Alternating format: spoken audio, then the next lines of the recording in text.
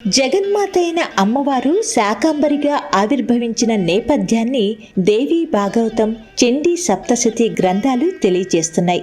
ఒకానొక సమయంలో దుర్గముడు అనే రాక్షసుడి వల్ల వేద విహిత కర్మలన్నీ ఆగిపోయాయి. యజ్ఞయాగాదులో ఊసే లేదు. దేవతలకు యజ్ఞ ఆవిర్భాగాలు అందటం లేదు. ఫలితంగా దేవతలు నిర్వీర్యులయ్యారు. దేవతలతో పాటు మానవులు కూడా కష్టాల పాలయ్యారు. యజ్ఞాలు లేకపోవడంతో వానలు కురవలేదు, పంటలు పండలేదు. లోకమంతా దుర్భిక్షం తాండవించటం మొదలైంది. తినటానికి కనీసం తిండి లేని క్షామ పరిస్థితులు ఏర్పడ్డాయి. రాక్షసుడి పెట్టే బాధలను తట్టుకోలేక మునులు, దేవతలు జగన్మాతను ప్రార్థించారు. తమ దీనస్థితిని విన్నవించుకుంటూ తమను ఉద్ధరించమని ప్రార్థించారు.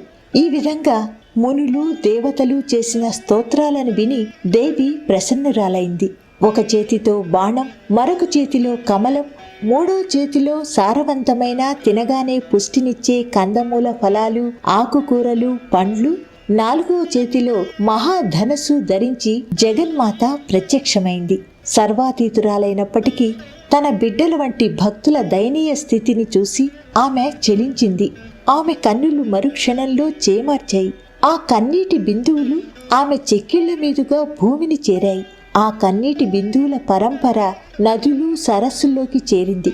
ఫలితంగా నదులన్నీ తిరిగి పూర్వ కళను సంతరించుకున్నాయి. ఆ నీటిని తాగిన ప్రజల్లో నూతన చైతన్యం కలిగింది. తల్లి, నీకు మా నమస్కారం.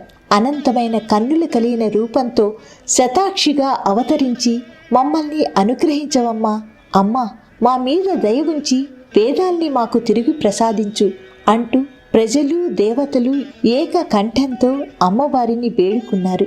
భక్తుల ప్రార్థనతో సంతుష్టురాలైన జగదంబ తాను ధరించిన సకల శాఖములను వారికి అనుగ్రహించింది. దీంతో ప్రజల ఆకలి దప్పులు తీరాయి. శాఖములను ధరించి స్వయంగా సకల లోకాలకు శాఖములను ప్రసాదించిన ఆ రూపంలో జగన్మాత శాకంబరిగా లోకాలకు ఆరాధ్యమైంది.